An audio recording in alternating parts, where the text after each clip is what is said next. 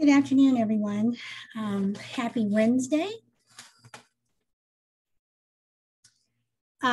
Today we are going to be talking about a topic that is disturbing, to say the least. So today is June 16th, Wednesday, 2021. Welcome to My Turn to Talk. I am Solid Blue Sister. Today I want to talk about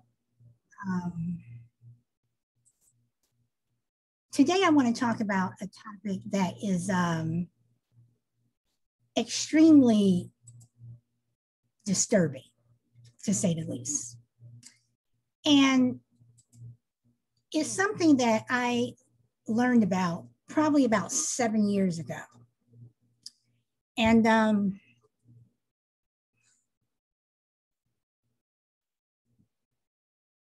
it's heartbreaking, it's disgusting, it's disturbing, and it's racism at its purest.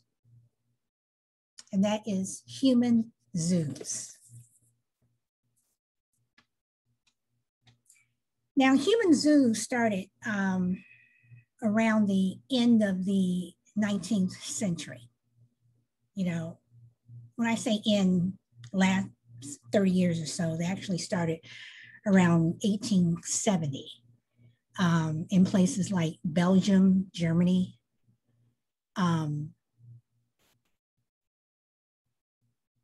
the UK. But they really became prominent in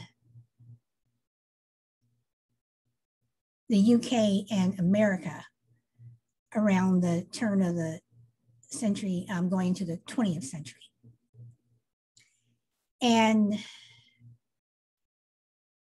they were actually brokers. Okay, remember, slavery was over. Okay, slavery ended in 1865 in America.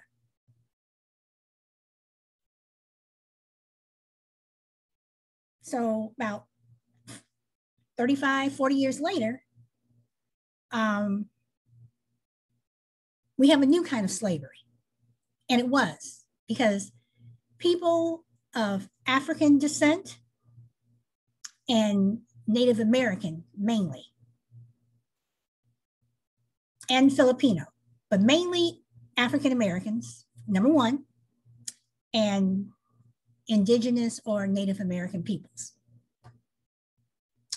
And some of them were brought to America under false pretense,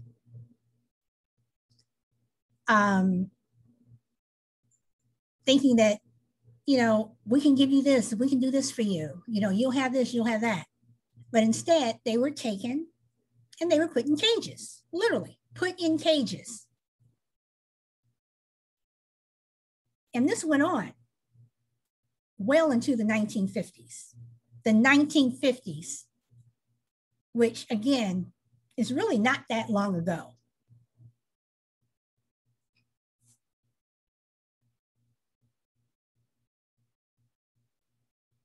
Yesterday, I did a show.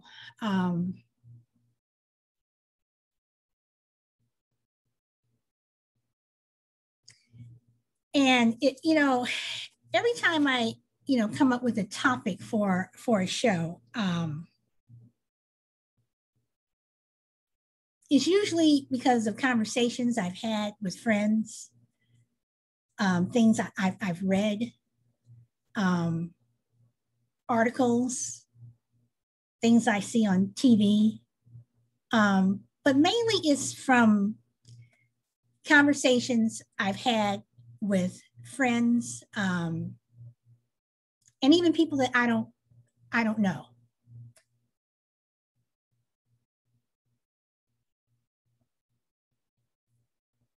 But yesterday I did a show on Black people for giving. And on Monday, I did a show on the word nigger. And when I look at human zoos,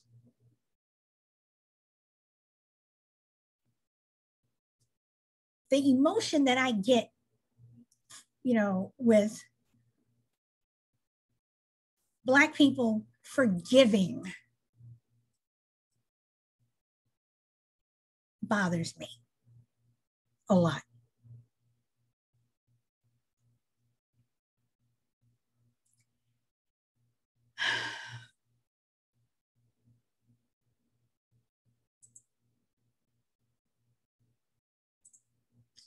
You know, the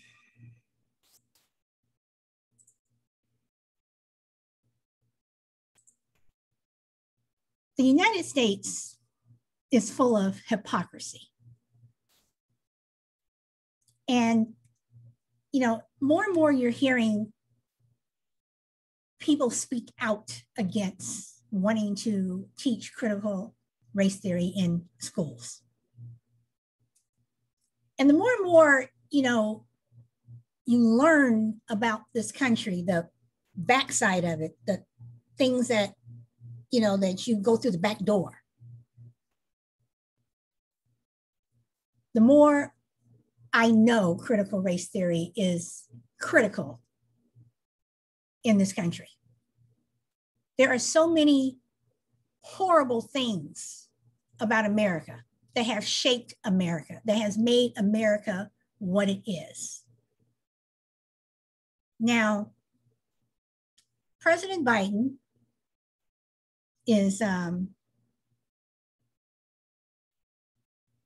a meeting with Vladimir Putin of Russia to talk about democracy, human rights, and how Russia treats its protesters. What about this country?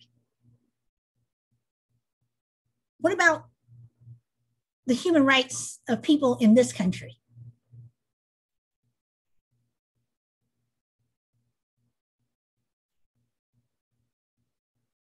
Human zoos were a way for white people to display their white superiority. People are going to disagree with me on that, but that's true.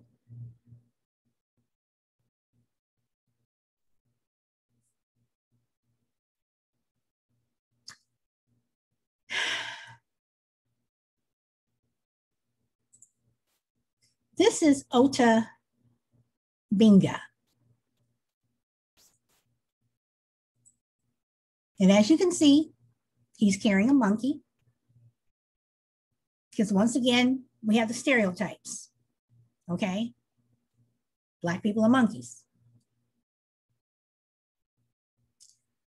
Ota Binga was a 23-year-old pygmy from the Congo who was brought to America by a minister, a white minister, under false pretense. And when Ota Binga came to America, he was taken to the Bronx Zoo, where he was put in a cage with monkeys. And the only time he was let out, now this was in 1906, the only time he was let out was when it was for show. And more than 40,000 spectators came to see Ota Binga, where they would poke him, they would chase him, they would trip him, laughing. They thought it was funny.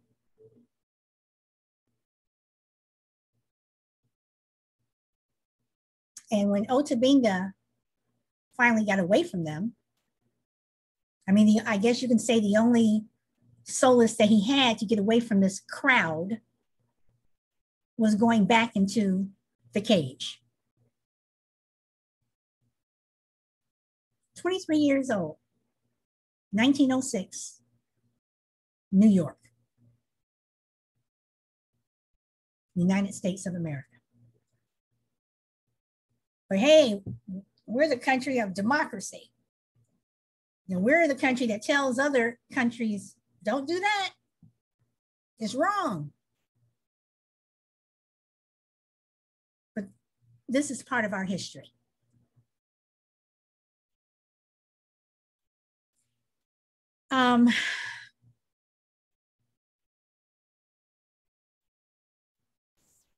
You also have Black women from Africa who were made to walk around in front of spectators, topless, with monkeys.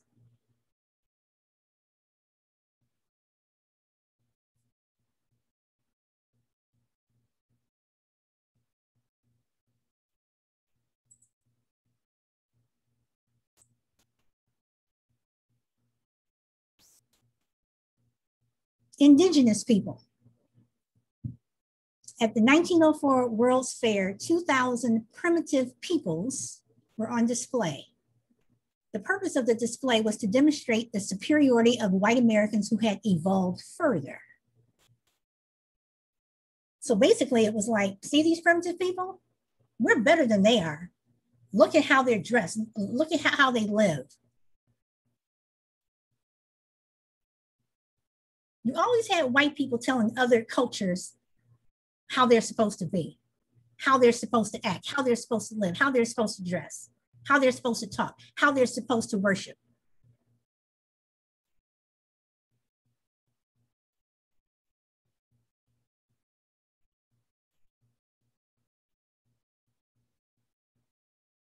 It's disgusting. You also had Negro villages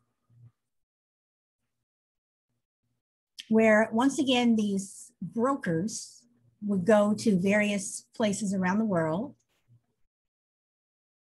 and gather specimens for these zoos that were around the world, but mainly for the UK and America. And they would come and they would put them in these villages. But what you don't see are the villages had cages around them where they couldn't get out, couldn't escape.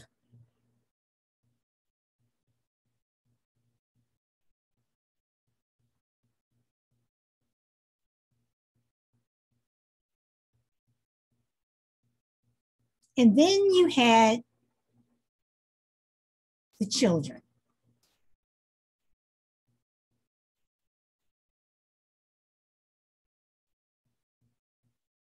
Then you have the children. Again, this is the United States of America, 1906.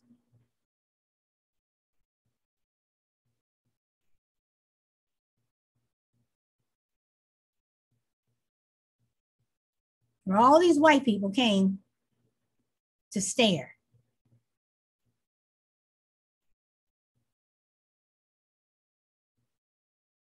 And laugh, make fun of. This is a child. Even if she were an adult, it's wrong. This is America. This is our history. This is who we are.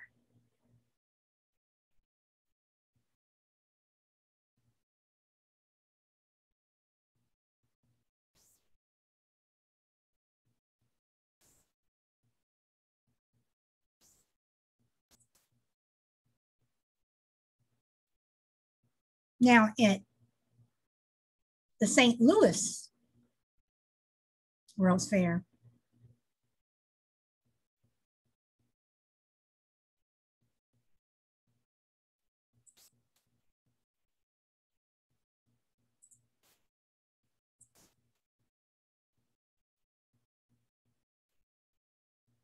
you have people who will stand around, gawk, again, Filipino headhunters on display, 1904 World's Fair in St. Louis, United States of America.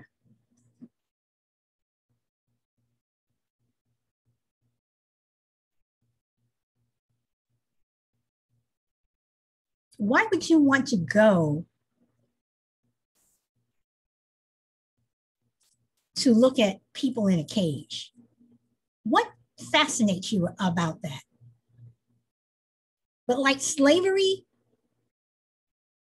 was big business and raked in billions of dollars by today's standards, so did human zoos.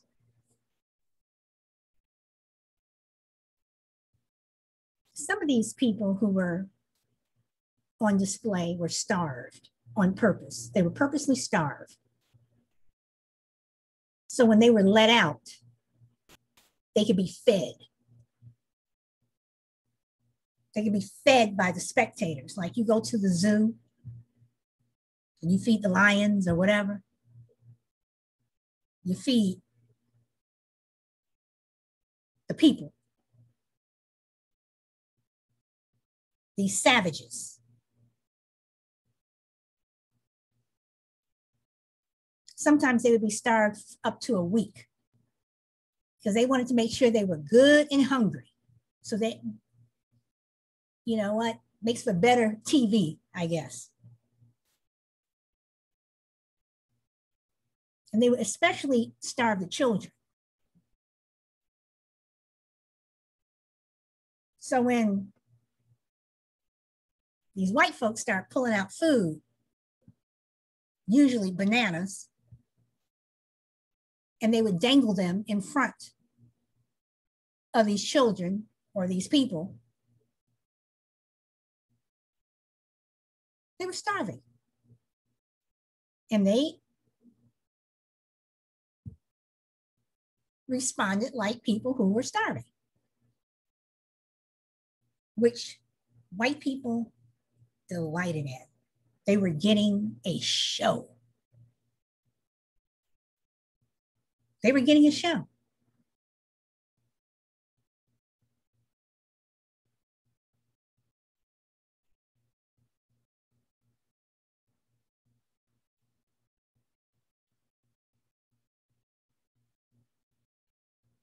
Can you imagine? I mean, seriously, I'm literally going to stand there and delight in seeing someone who is starving and I'm feeding them and I'm going to laugh and think it's funny. But this is America.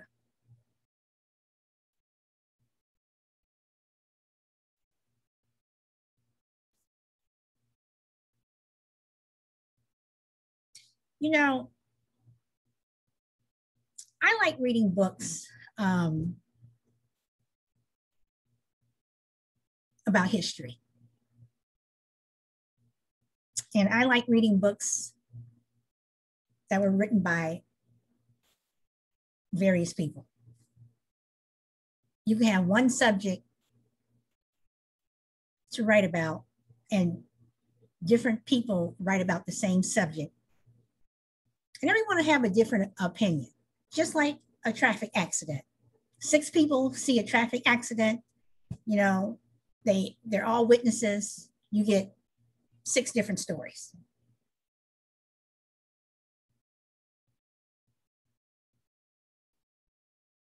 And what fascinates me is when I go back and I read some of the history of America that was written by white people, it's interesting the things that are highlighted, that are pushed, and the things that they leave out. But then you read books about America written by African Americans, Native Americans, Chinese Americans, Japanese Americans, just people other than white. And the story changes. the story gets darker. And it gets darker because non-white people do have a dark history in this country. So you tell me, how do I send my Black child to school only hearing about the good parts of America? Because when you're hearing about the good parts of America, you're usually just hearing about white people. Because if you do talk about Martin Luther King, you have to talk about civil rights. You have to talk about what went on during civil rights. You know, the John Lewises have to come up. The beatings, the cross burnings, the lynchings, that has to come up. If you talk about Frederick Douglass and Harriet Tubman, you have to talk about slavery. You have to talk about the fact that they were slaves. These are subjects that have to come up.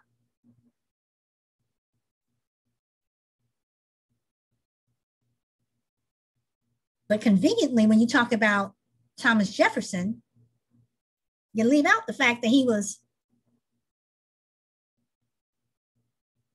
raping one of his slaves and had a whole family with her. You leave that part out. But you push the fact that he was, you know, this great person.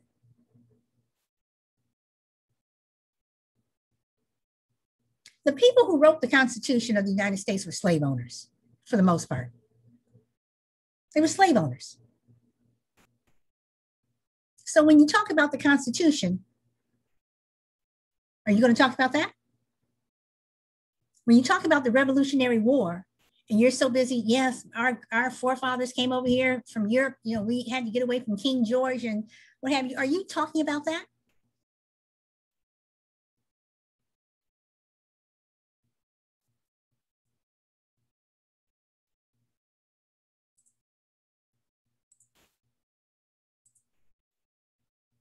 Carl Hagenbeck. His relatives. What do his relatives say about Carl Hagenbeck? He made his money from being a broker for these human zoos. So what is his family, you know, when they're talking about their history? He's a part of America. Are we going to talk about that?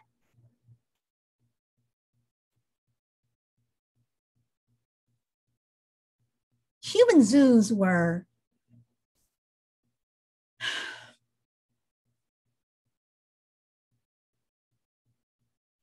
some of the most disgusting,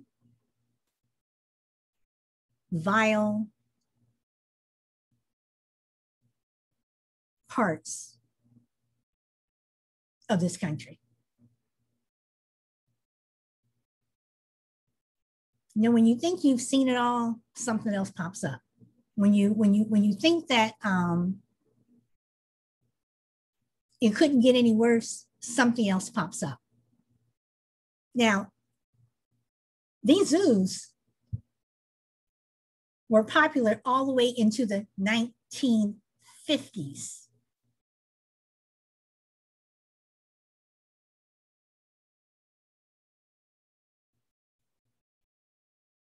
Especially in the UK.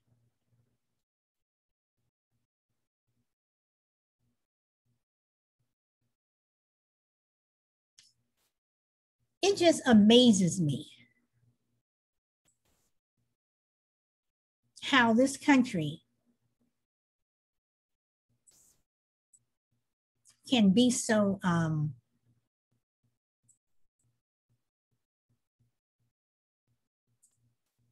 hypocritical. You know, when I hear, you know, people say, go back to Africa.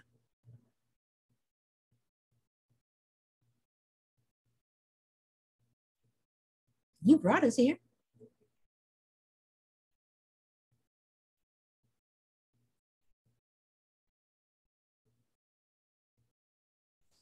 You brought us here. I mean, racism is deeply embedded in our culture.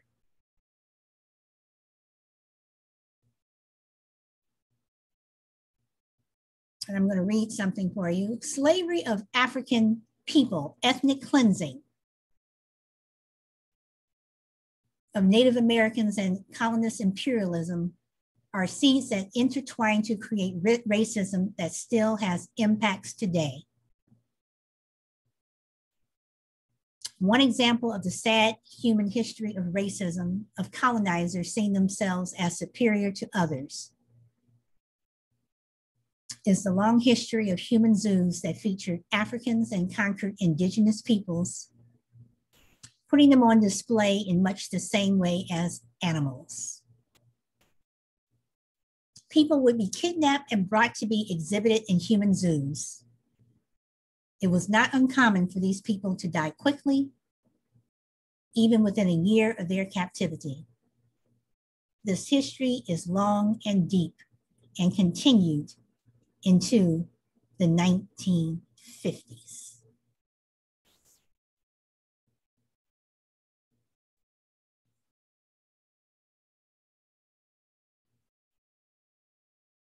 How many lives have to be destroyed?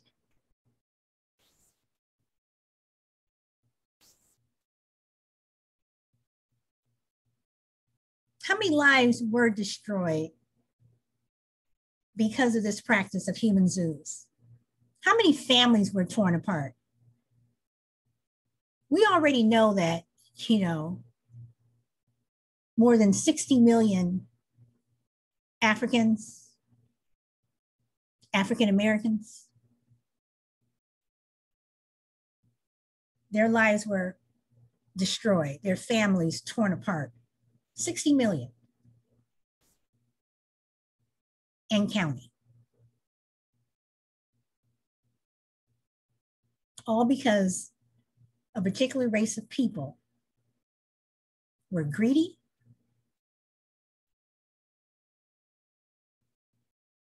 wanted power, and felt they were superior. Can you imagine your child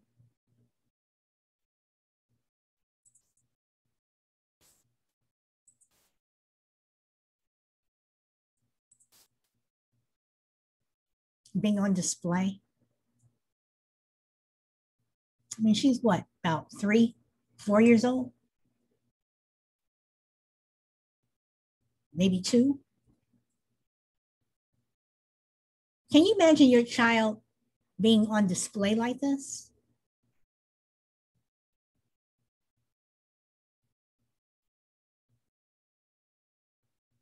Can you imagine your child being put on a slave block and being sold? And many of these people who were trafficked by brokers for these human zoos, they were sold back and forth,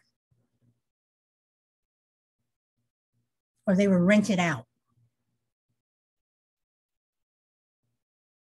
all for the enjoyment of a particular group of people who thought it was funny and they were willing to pay money to see it.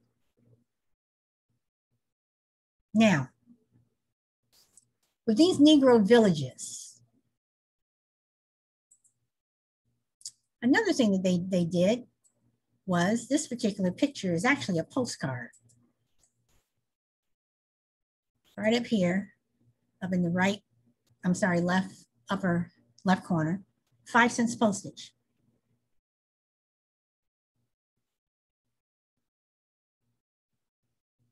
This was a postcard that you could purchase. Why would I want to purchase this? Just like you have postcards of lynchings. What delight do you get in purchasing this?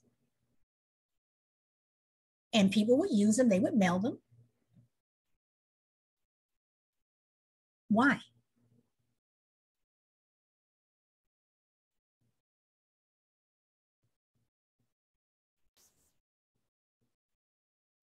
this is part of America. This is the America that, the powers that be, these, states, these legislatures don't want you to see. That parents are saying, my child doesn't need to know this. Why? Why not?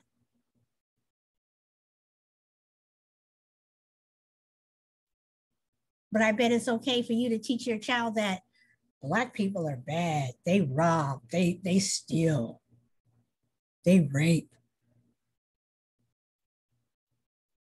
Mexicans are bad. They're bad hombres. They rape, they steal, they kill. It's okay for your children to know that, to be told that. How come they can't learn things that the bad that white people do?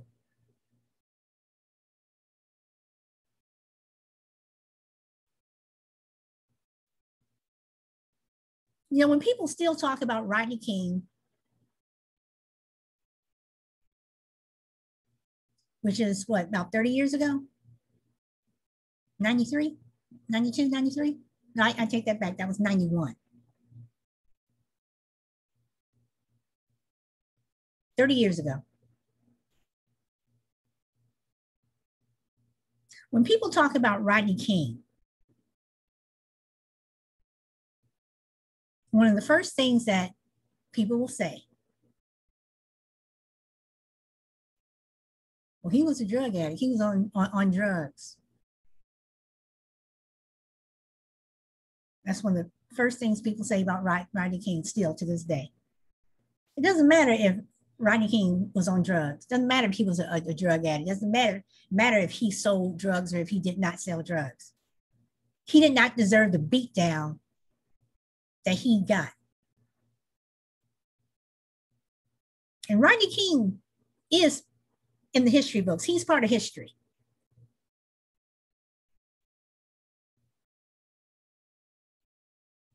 So when you tell the story of Rodney King, tell the whole story. When you tell the story about America, talk about human zoos.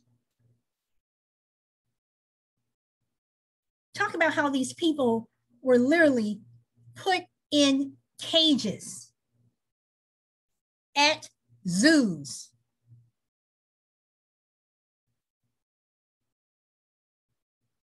And how people came to, spectators came to gawk over them and treat them as though they were animals in the zoo.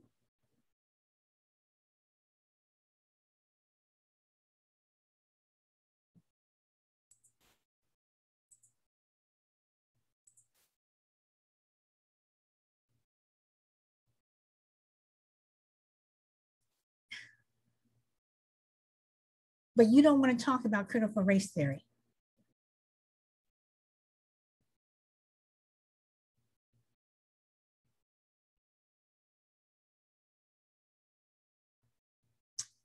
I've said it in previous shows. When you talk about the history of America, you're going to trip over one of us. Because somewhere along the way, we're always entwined in what went on in this country. The World's Fair, those were big, spectacular events. People from all over the world would go to various World's Fairs that were all over the world. I mean, the World's Fair, it attracted the world. When Judy Garland did the movie Meet Me in St. Louis, the whole show was them working up to the finale where they go to the St. Louis World's Fair.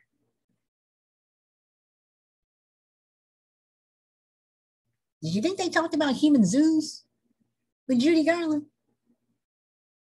You think that came up?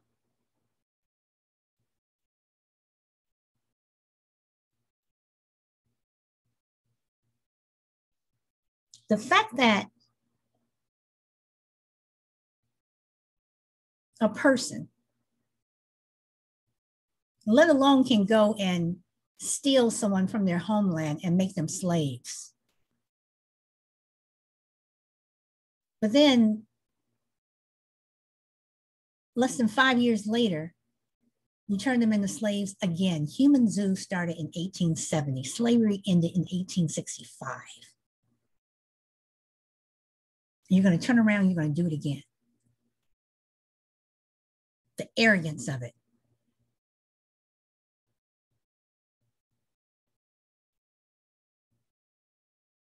But yet we're, running around the world talking about democracy and how everyone should be like us. No, they shouldn't.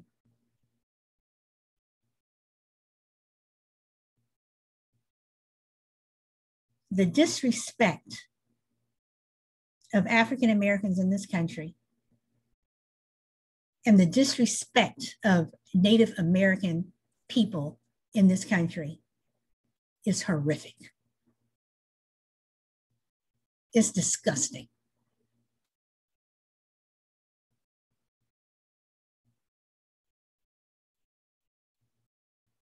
So once again, I go back to the show that I was talking about Monday about the word nigger.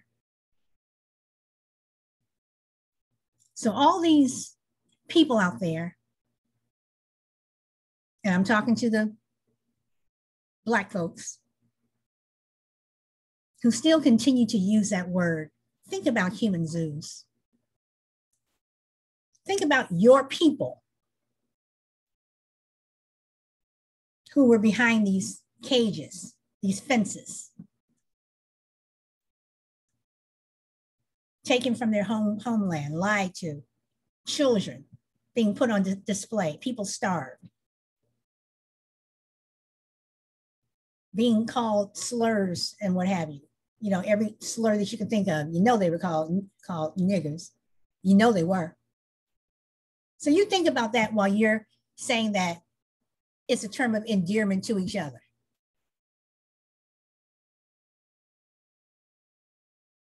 Human zoos, people, human zoos.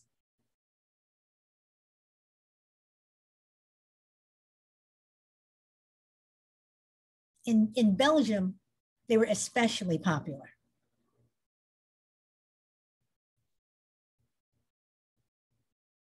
In Belgium, they really put on a show. Because not only did they have Negro villages, they had pygmy villages, Filipino, villages. They had children's villages. And you just go from, like you were in the zoo. You go and see the zebras, then you go to the elephants. You just walk around.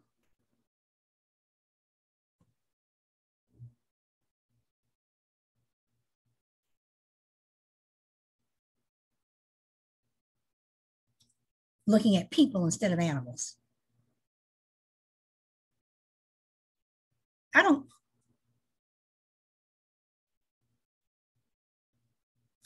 There are documentaries on human zoos that you can watch.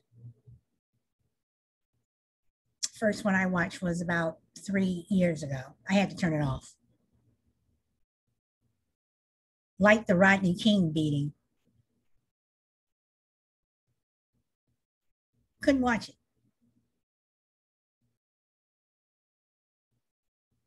Like the George Floyd murder. Can't watch it.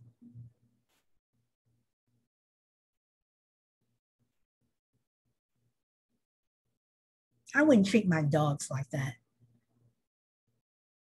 I don't treat my dogs like that. But once again, you have white superiority on display.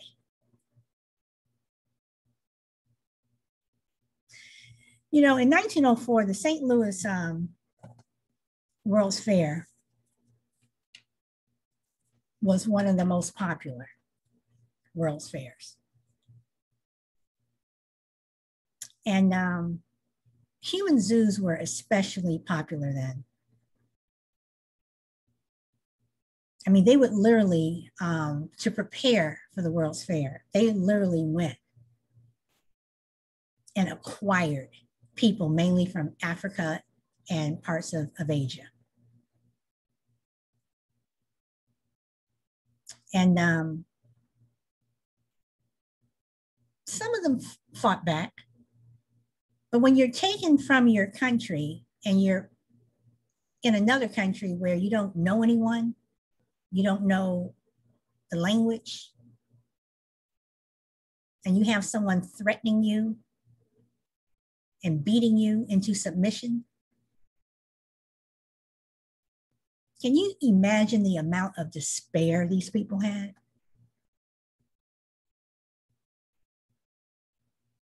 Can you imagine the overwhelming sadness that they had?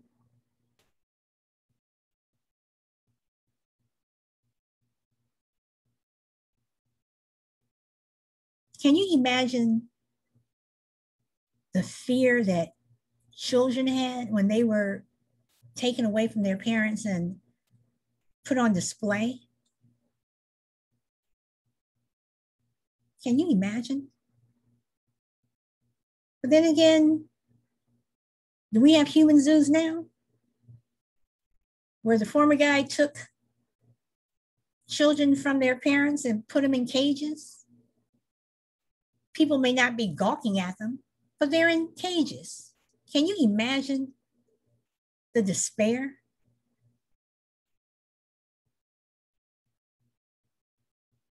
But in 1904,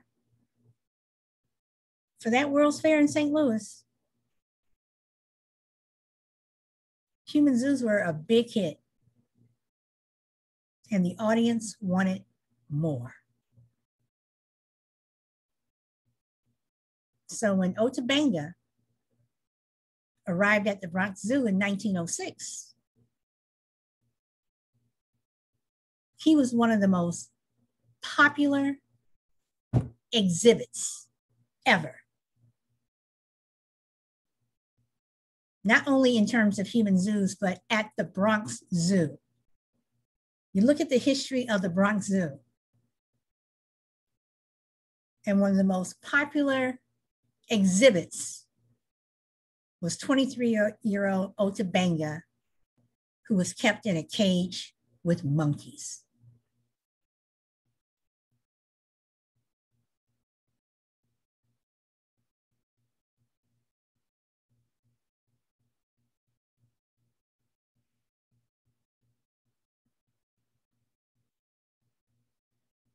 I mean, this man, this 23-year-old man, because that is what he was. He was a man.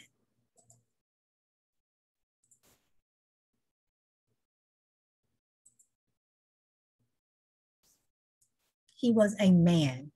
This man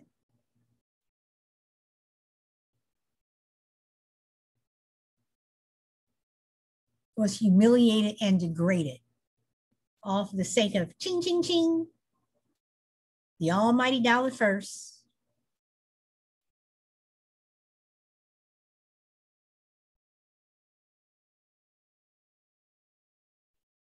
And then giving a group of people the ability to laugh and jeer second. He never made it back to the Congo. Otabanga died in America.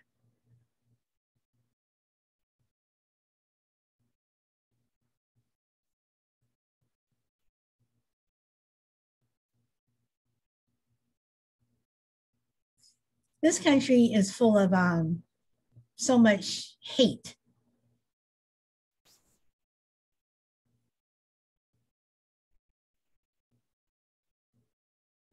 and hypocrisy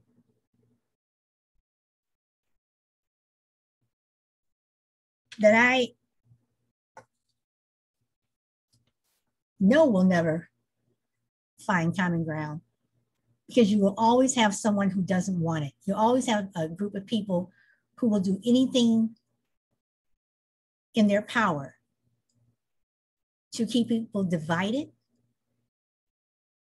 to keep people, they're here and everyone else is down here.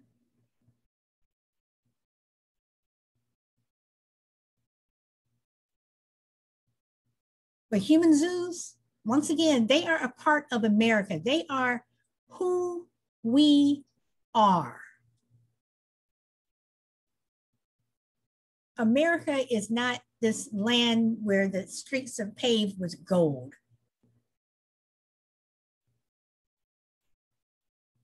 It's not full of cherry blossoms and honeysuckle and you're running through a field, you know, with the wind blowing at your face. It isn't. It is a country full of imperfect humans who do things that history has shown are horrific, vile, and disgusting. But at the same time, we do things that are good.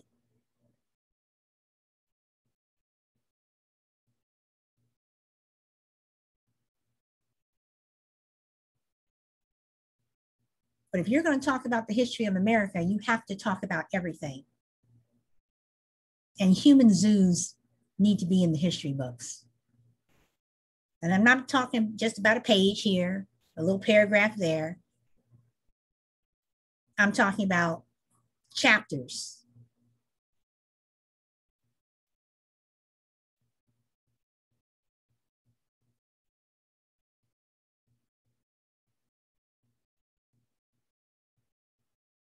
I'm not making this up. Seems like I say this on every show. I'm not making this up. I'm not. This is fact. This is true. These things happen. And they're still happening today. They may not be called human zoos, but people are being put in cages. Children are being put in cages. And now we're at the point where, oh, we have to find where their parents are. I don't know.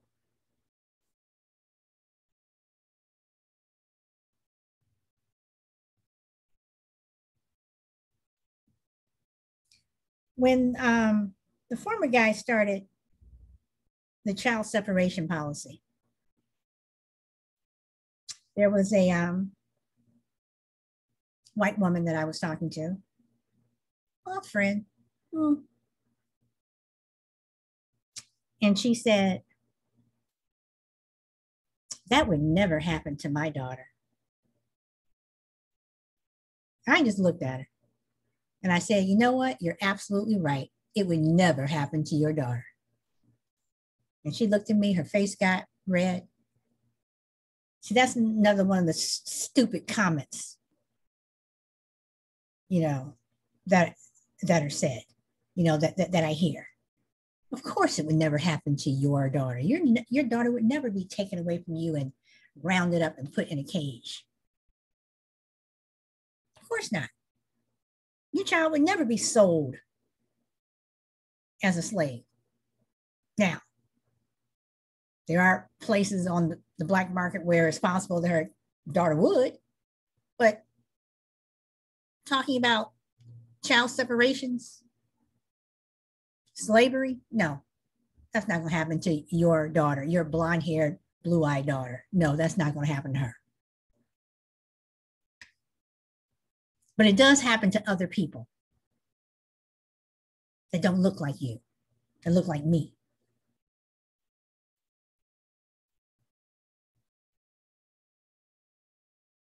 It does happen to, you know, Japanese Americans. It did happen to them, rounded up during World War II,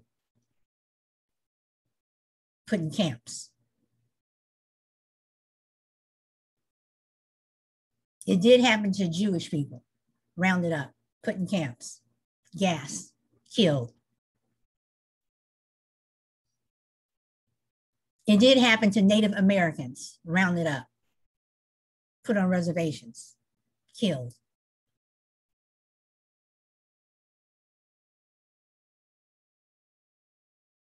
This is the history of this country,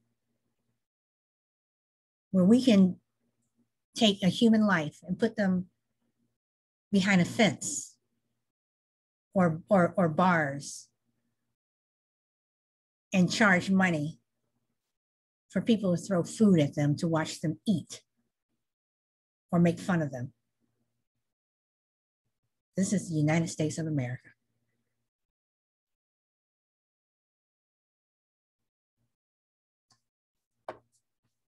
When I first heard about human zoos, one of the most disturbing things to me, and when I watched the documentary where I had to turn it off, was the children. It was looking at the children and the way they were treated. And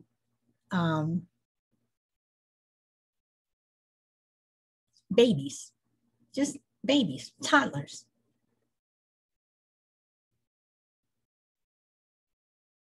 And I'm not even, yes, they were treated by these brokers who, brought them over and, put the fear of God in them. You better do this, you better do that, or else,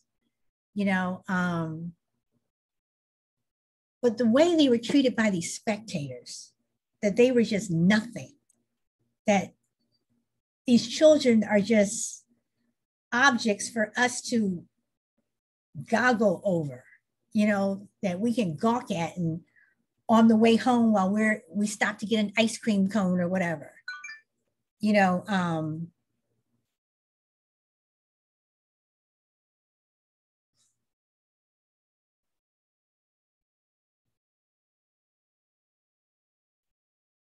children.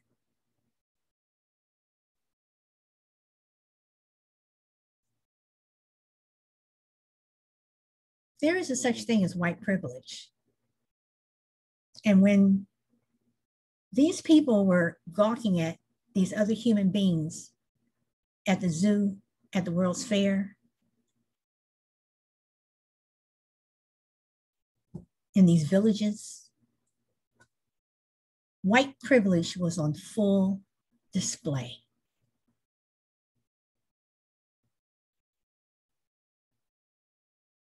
And it was ugly.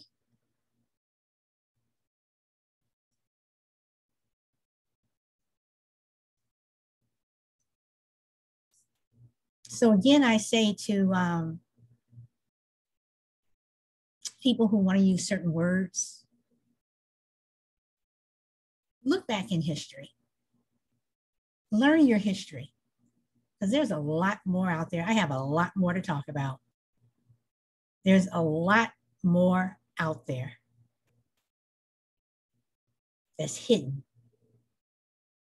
And one of the best ways to learn about the history of America is to talk to people who lived it. Talk to your relatives, your grandparents. Look at pictures. But there's so much in this country that, like I said, comes in through the back door.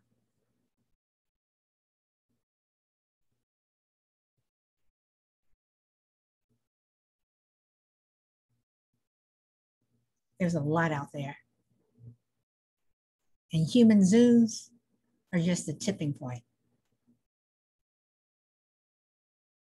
So if I ever taught a class on critical race theory, human zoos would be part of it.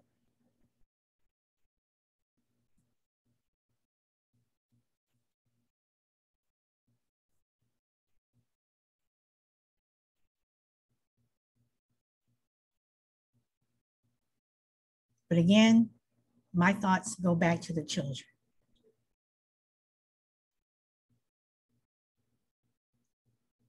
And the only thing I can say is, what if it were your child? What if it were your child who was treated like this? What would you do? How would you feel?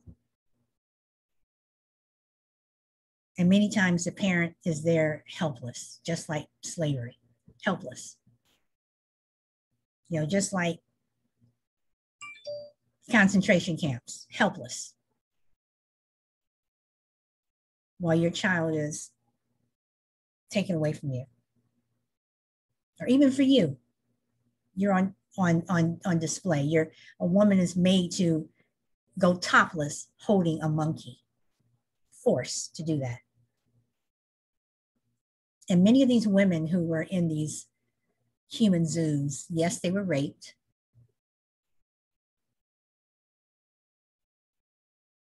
Rape always comes with the territory when it comes to women in situations like this. And many of these brokers were usually ministers, people of the faith, the Christians. So, yeah, think about that.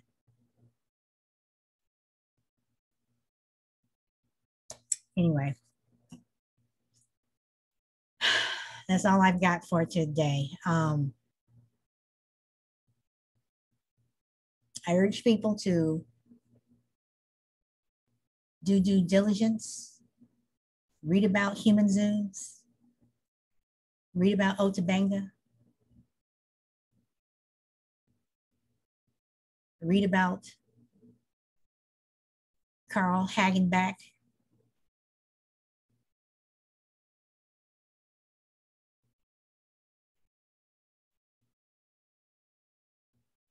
and the part that he played bringing people over to America and to the UK and other parts of the world for human zoos. It's a dark story. It's a sad story. It's an unfortunate story, but it's part of America. It's a part of American hypocrisy.